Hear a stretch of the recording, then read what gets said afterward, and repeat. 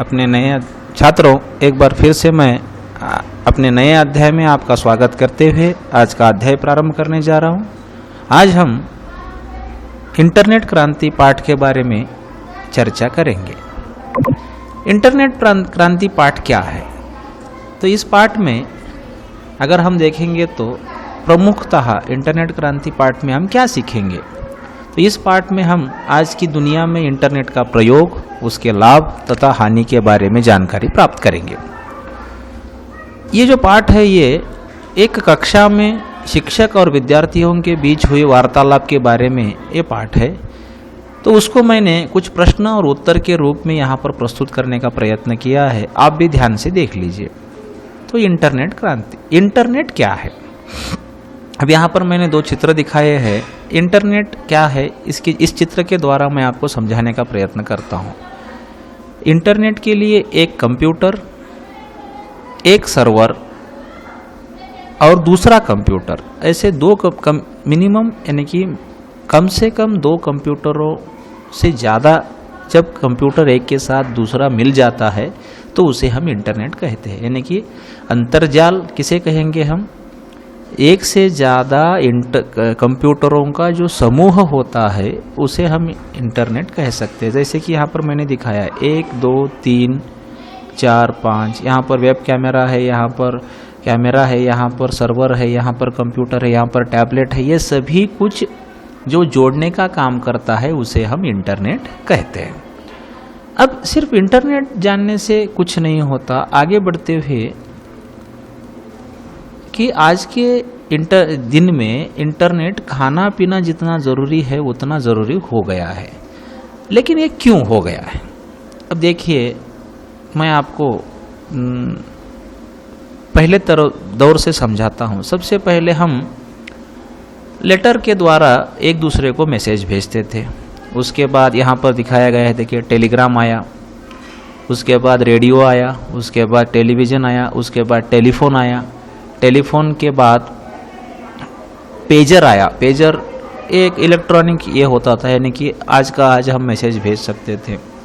उसके बाद न्यूज़पेपर है, उसके बाद सेलफोन आया, उसके बाद उसके पहले फैक्स मशीन आई, उसके बाद कंप्यूटर आया, उसके बाद सेलफोन आया। और आज हम सेलफोन के ज़रिए और इंटरनेट के ज़रिए एक ही मिनट में यानी कि विदिन 1 मिनट में हम मैसेज भेज सकते हैं। इसीलिए आज हर एक काम के लिए हमारे पास इंटरनेट बहुत ज़रूरी हो गया है।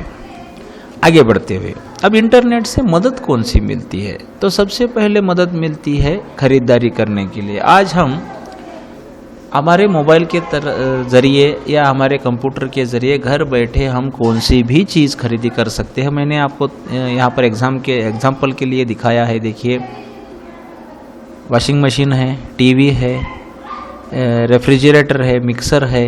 ये सारी चीज़ें आप घर बैठे आप मंगा सकते हैं। कैसे? आप किसी भी ई कॉमर्स साइट के ऊपर यानी कि अमेज़ॉन, फ्लिपकार्ट, ऐसे किसी भी साइट पर जाइए और आप घर बैठे आप मंगा सकते हैं और वो चीज़ आपको घर बैठे घर तक वो ला कर देंगे। ये इंटरनेट से सबसे बड़ा फ़ायदा है। फिर उसके बाद क्या होगा, आप घर बैठे कौन सा भी बिल पे कर सकते हैं। जैसे कि इलेक्ट्रिसिटी का बिल है, गैस का बिल है, डीटीएच का बिल है, मोबाइल का बिल है, वाटर का बिल है, लैंडलाइन का बिल है, ब्रॉडबैंड का बिल। ये सारे बिल आप इंटरनेट के ज़रिए घर बैठे बैठे ही पे कर सकते हैं या जमा कर सकते हैं। सिर्फ इतना ही नहीं, और एक फ़ायदा है, आप घर बैठे बैठे किसी को भी आपके अकाउंट से दूसरे अकाउंट को आप पैसे भेज सकते हैं। कैसे? अब देखिए, इंटरनेट से लगे हुए आपको कैश डिपॉजिट मशीन भी मिलते हैं। उसके बाद फ़ोन पे है, गूगल पे है, या और कुछ भी आप इंटरनेट के तरह से एटीएम यूज़ करके भी आप इंटरनेट बैंकिंग से पैसे लोगों को भेज सकते हैं। इसके लिए भी इंटरनेट बहुत ज़रूरी है। आगे प्रश्न आता है, वहाँ पर अगर आप पाठ पढ़ते जाएंगे तो एक शब्द आता है वीडियो कॉन्फ्रेंस। ये वीडियो कॉन्फ्रेंस क्या होता है उसको हम इस चित्र के द्वारा देखेंगे। वीडियो कॉन्फ्रेंस यानी कि अब कुछ लोग यहाँ पर बैठे हैं, कुछ लोग बहुत दूर है और उनसे हमको इमीडिएटली बात करनी है। तो इंटरनेट के ज़रिए कैमरा लगाकर एक दूसरे लोग सामने सामने बैठकर उसको कि हम काल्पनिक सभागार कहते हैं, यानी कि आज हम यहाँ पर कोंचारम में बैठे हैं और हमें गुलबर्गा में किसी ऑफिसर से या किसी ऑफिस में बात करना है, तो हम यहाँ पर एक कैमरा लगाएंगे, वो वहाँ पर एक कैमरा लगाएंगे, दोनों को भी इंटरनेट का कनेक्शन होगा और दोनों आमने सामने बैठकर, जैसे कि यहाँ पर चित्र में दिखाया गया है, एक टेबल के ऊपर 5 लोग बैठे हैं और स्क्रीन के अंदर वहाँ पर आपको 8 लोग दिखाई दे रहे हैं जो कि अलग अलग जगह पर हैं। इसको कहते हैं वीडियो कॉन्फ्रेंसिंग। आगे बढ़ते हुए देखेंगे हम ITES, ऐसा एक शब्द है, इंफॉर्मेशन टेक्नोलॉजी एनेबल्ड सर्विसेज, जो कि आजकल हमारे भारत देश में उद्योग के लिए यानी कि बेरोजगारी निकालने के लिए इसका इस्तेमाल किया जाता है। तो ये ITES क्या है? तो ये क्या करता है मालूम है? इंटरनेट कंसल्टिंग करता है, उसके बाद वो आदमियों को ढूंढता है, उनको जगह देकर नौकरी देता है, नौकरी देने के बाद उनसे नौकरी कराता है, उनका डाटा स्टोर करता है, उनको एजुकेशन और ट्रेनिंग देता है और उनकी तनख्वाह भी वो देता है। ये सभी कुछ ITES यानी कि इंफॉर्मेशन टेक्नोलॉजी एनेबल्ड सर्विसेज से ये आज साध्य हो चुका है। आगे और एक है सोशल नेटवर्किंग। ये तो आपके सबका बहुत प्यारा विषय है। आज सब लोग आप इंटरनेट यूज़ करते हैं, सबके पास मोबाइल है और सब लोग Facebook, Twitter, LinkedIn, WhatsApp, Snapchat, ये सारी चीज़ें आप यूट्यूब, ये सारी चीज़ें जो देखते हैं उसे हम सोशल नेटवर्किंग कहते हैं। यानी कि हम हमारे घर में, हमारे गांव में होने वाली एक चीज़ को हम लोगों को जो दिखाने का ज़रिया होता है उसे कहते हैं सोशल नेटवर्किंग। आजकल सोशल नेटवर्किंग आप सभी को मालूम है, इसके बारे में मैं ज़्यादा कुछ जानकारी ना देते हुए आगे बढ़ता हूँ।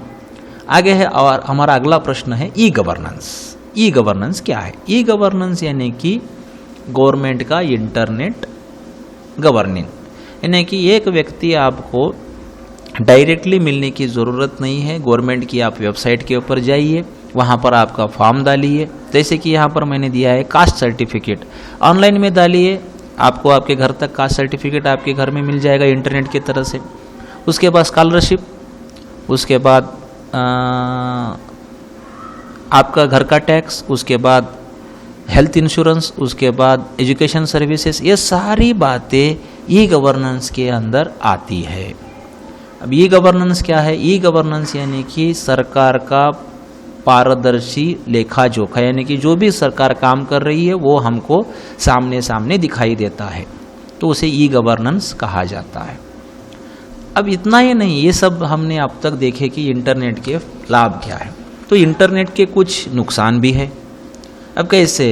कि किसी का पर्सनल इन्फॉर्मेशन चोरी कर लेना, किसी का वीडियो गलत तरीके से दिखा देना, किसी की वेबसाइट हैक कर लेना, किसी का मोबाइल हैक कर लेना, वायरस छोड़ना, या फिर वेबसाइट के ऊपर क्राइम करना, या फिर कुछ वेस्ट साइट निकाल कर लोगों को फंसा देना, उनके पास से पैसे निकाल लेना, उनके पैसे लूट कर चले जाना, ऐसी सारी बातें यहाँ पर होती जाती है।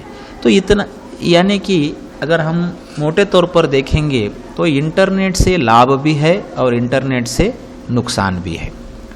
अगर एक तरह से देखेंगे तो ये जो इंटरनेट क्रांति है आज के लिए ज़रूरी है, लेकिन हमें हमारे होने वाले नुकसानों से हमें आगाह रहना चाहिए और जागृत रहना चाहिए। आज इंटरनेट अंतरिक्ष विज्ञान में, कृषि में, सामग्री कंट्रोल में, हवामान नियंत्रण में, सारे क्षेत्र में आज इंटरनेट आ चुका है। लेकिन इंटरनेट का इस्तेमाल करते समय हमें बहुत संभल कर रहना चाहिए और हमारा कुछ भी नुकसान ना हो, इसके बारे में हमें कभी भी सोच समझकर कदम उठाना चाहिए।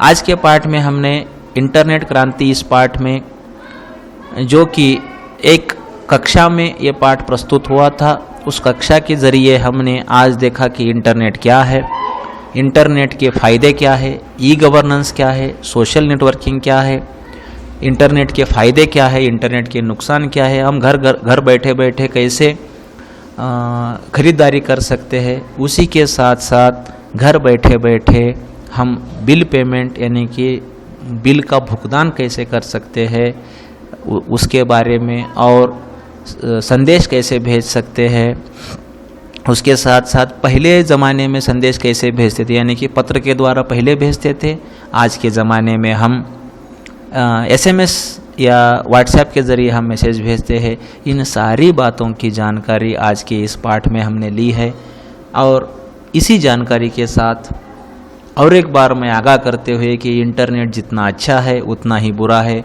हमें सिर्फ अच्छी चीज़ें लेनी चाहिए, ऐसा कहते हुए इस पाठ को हम यहीं पर समाप्त